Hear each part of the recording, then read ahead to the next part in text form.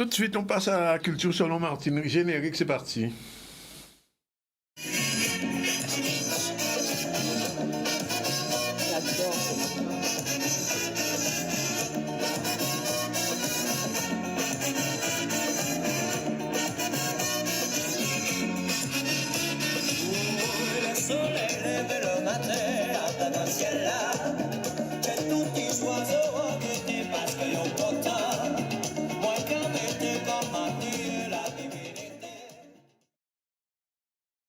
Comment ça va? Ça va. Ça va. Nous, on jeûne tous les deux. L'unijaune, c'est pas l'univers, c'est l'unijaune qui a choisi. C'est univers quelque chose, mais oui. C'est univers le jaune. Oui. Et j'ai pas dit le jeûne. Oui, non, même pas. Ni privation alimentaire. Je suis en jeûne, moi. Oui, tu es en jeûne, mais tu es un jeune. Oui. Mais tu n'es pas en jeûne. Non, je suis en jeûne, tu ne te prives pas. Oui. Jusqu'au 12 avril, jusqu'au 20 avril. Bon. Donc, bien bonjour aux auditeurs, aux téléspectateurs, aux fan clubs, et puis donc à tous ceux qui suivent le ZCL et le CSM. Aujourd'hui, je vais... Ce n'est pas accoutumé, mais déjà la dernière fois, je vous avais parlé de sport et je vais un petit peu continuer, même si c'est de la culture. Mais il me semble qu'il y a une dimension culturelle dans le sport aujourd'hui, et ça grâce à deux choses. Grâce au fait que les Jeux Olympiques arrivent à grands pas, les Jeux Olympiques de Paris 2024. Oui. On en parle de plus en plus, donc je me suis même inscrite sur une plateforme. J'ai vendu 3 millions de tickets. Oui, et je me suis inscrite également sur cette plateforme pour acheter mes tickets en avance et recevoir toutes les informations par la newsletter, ce qui me permet d'être au fait un petit peu de l'actualité, de l'avancée de ces Jeux Olympiques 2024 dont on a tant parlé et dont on parlera encore tant. Alors, ça, c'est la première raison pour laquelle je parle de sport, Jeux Olympiques. Mais la deuxième, alors je rappelle que ça se tiendra du 26 juillet au 11 août 2024, donc préparez-vous. Quelques amis qui habitent Paris m'ont dit que les appartements en location à cette période ont déjà flambé en termes de prix, il n'y a pas brûlé, mais les tarifs, eux, sont brûlants. Et donc, pour les Jeux Olympiques prochains, eh bien, au-delà de cela, il y a aussi une dimension culturelle, puisque tout récemment, depuis le 13 mars dernier, le ministère de la Culture et la DRAC en Guadeloupe plus particulièrement ont lancé l'appel à projet l'Olympiade culturelle. Qu'est-ce que c'est? L'Olympiade culturelle pour la Guadeloupe et les îles du Nord, eh bien, c'est mêler justement l'olympique, enfin le sport à la culture. Faire en sorte qu'au travers de ces Jeux Olympiques et Olympiades de Paris 2024, ce soit une occasion pour renforcer tout ce qui est à renouveler dans le dialogue entre le monde de la culture et celui du sport et partager des valeurs communes. Aussi, à l'approche de ces Jeux Olympiques, le ministère de la Culture travaille en étroite collaboration avec l'organisation des JO et Paralympiques pour pouvoir mettre en place ce projet. Alors, il va se décliner de manière très simple. L'Olympiade culturelle de Paris 2024, programmation à la fois artistique et culturelle pluridisciplinaire, va se déployer pour permettre à tous de participer à travers aussi des animations et des acteurs culturels et sportifs. Alors l'objectif, c'est de décloisonner à la fois le monde du sport et de la culture en engageant ces deux acteurs que sont le monde artistique et culturel à inviter l'un et l'autre les acteurs en face. C'est-à-dire, si moi je suis un espace culturel, eh bien à moi d'inventer un projet où le sport va se mêler à ce projet culturel pour faire lien. Et vice-versa, si je suis un espace sportif, je peux inviter un espace culturel à se joindre à moi pour un projet commun. Ça va nous donner donc des idées comme celle-ci, des formes sportives qui invitent des formes artistiques. Exemple, marathon des mots, au travers de la lecture, relais de la bande dessinée, ça te parlera, Dany, le 100 mètres au ralenti, le pentathlon des arts, etc. Donc notre imagination nous permettra de mettre en avant un certain nombre de duos de ce genre. Date limite des dossiers, attention, c'est le 3 avril. Donc si vous avez un projet qui concerne le sport ou qui concerne la culture et que vous avez des idées plein la tête et de la créativité, n'hésitez pas à répondre à cet appel à projet. Il ne reste que quelques jours, mais en général, si on est bon dans ce qu'on fait, en un jour ou deux, on a construit son dossier. Donc, à poster sur le site du ministère de la Culture, plus précisément pour la Guadeloupe, au niveau de la DAC. Et puis, un autre sujet, cette fois-ci, qui est toujours dans la culture, en revanche, qui est dans la culture, encore une autre mission, c'est celle du patrimoine, qui a dévoilé 18 sites emblématiques des régions. Alors, ça concerne bien sûr nos régions, mais ça concerne aussi la France. L'idée, là, donc ça a été dévoilé le 16 mars dernier par la mission de la sauvegarde du patrimoine en péril. Et ils ont fait la part belle à la diversité, à l'attractivité. L'idée étant de restaurer le patrimoine. Et ce n'est pas uniquement rénover de vieilles pierres, mais c'est aussi restaurer un imaginaire, une histoire, les rêves qui les ont construits. C'est ce qu'en dit Rima Abdul Malak, le nouveau ministre de la Culture. Donc, un excellent catalyseur de mobilisation citoyenne, qui est celle d'offrir une nouvelle vie à un lieu, de l'ouvrir aux habitants et d'y accueillir des projets qui créent du sens et du lien. Alors bien sûr, il y a beaucoup de sites qui sont sur le territoire français hexagonal. Je peux parler de la Bretagne avec un château qui s'appelle le château Montturant des Ifs. Je peux parler également des Hauts-de-France, une cathédrale, la Chartreuse Notre-Dame-des-Prés à Neuville-sous-Montreuil, dans le Pas-de-Calais. Je peux parler aussi de la Normandie, avec la synagogue d'Elbeuf, ou l'abbaye encore de Saint-Jean, qui se trouve en Nouvelle-Aquitaine. Plus près de nous, et ça nous concerne directement, bientôt on y arrive, la Martinique, c'est un hôtel de ville à Saint-Esprit qui fait partie de cette sélection. En Guyane, c'est aussi une église, Saint-Antoine-de-Padoue, à Saules, à La Réunion, une ancienne chapelle, celle de Jeanne d'Arc, à Saint-André. Et me direz-vous la Guadeloupe? Eh bien la Guadeloupe, moi j'étais très étonnée parce que j'ai, à travers ce travail, découvert un lieu que je méconnaissais qui s'appelle l'ancienne sucrerie de l'habitation Belleville à Trois-Rivières.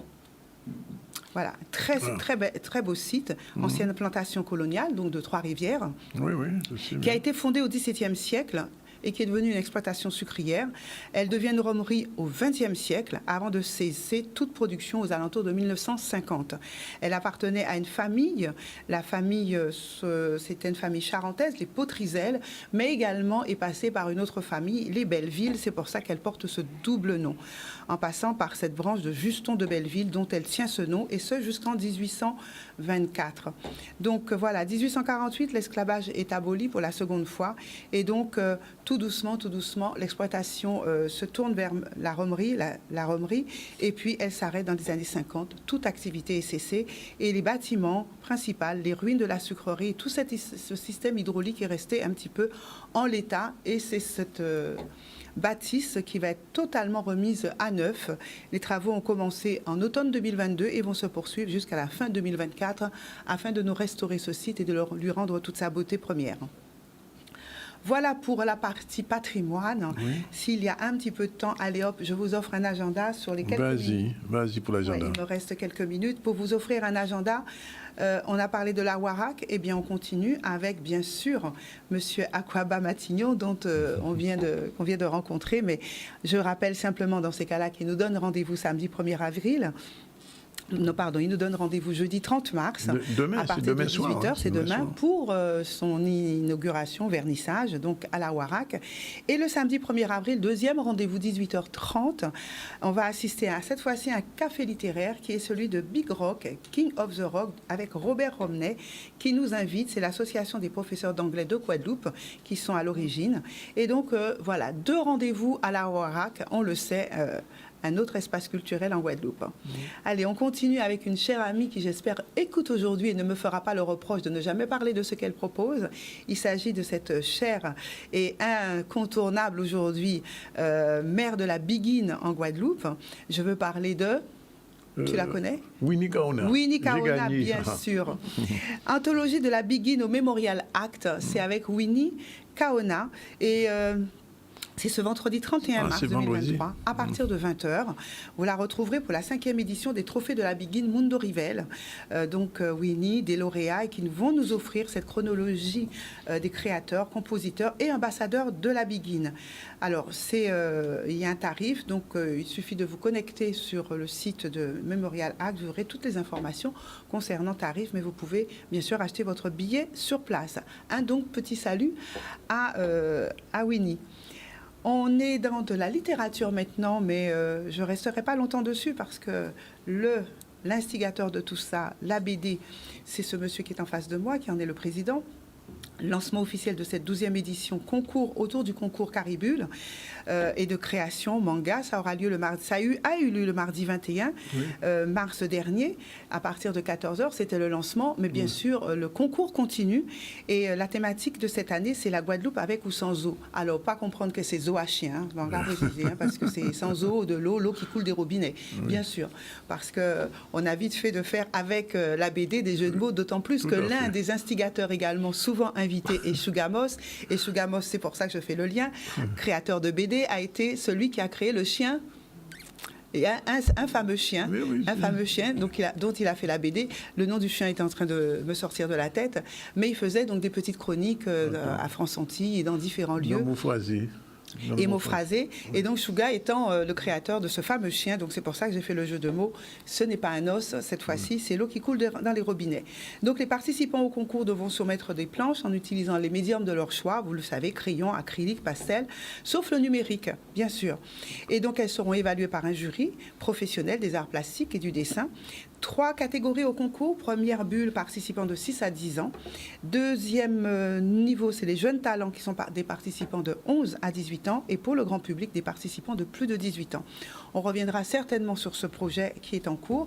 Et les auteurs doivent s'adresser exclusivement par voie postale avant le 30 juin. Dernier délai, cachet de la poste faisant foi. C'est pas par Internet que ça s'envoie. À Danick Zandronis, président, avec un numéro de téléphone pour vous renseigner. Contact presse d'Anaïka 06 90 48 99 96. Voilà, il me reste peu de temps. Je ne parlerai pas du festival Nouveau Regard. Ah bon, mais c'est ce soir l'ouverture. C'est ce soir l'ouverture, mais je reviendrai sur la programmation du 29 mars au 2 avril prochain, Festival Nouveau Regard. On en reparlera. Et puis, j'avais juste envie de tirer quand même un petit coucou pour le Moule en poésie. C'est une très belle manifestation qui se fait au Moule du 27 mars au 2 avril. Et avec, je trouve, un joli projet qui a été celui, je les ai rencontrés hier, où toute l'équipe distribue dans tous les commerces du Moule des poèmes sur papier pour qu'ils puissent, comment dirais-je, afficher dans leur commerce et faire en fait que le public, quel qu'il soit, puisse profiter de ce moule en poésie où tous les lieux donc reçoivent des poèmes et ensuite une ouverture le 31 mars et de grands moments de poésie et de partage tout au long de la ville du Moule. Un petit coucou à Jacques Darbeau, Live Tour. C'est en ce moment, le moule en poésie, c'est jusqu'au 2 avril et Jacques Darbeau, c'est le 8 avril. J'aurai le temps de vous en parler, j'espère, la prochaine fois. Il nous sort encore une grande soirée de concert comme il sait si bien le faire.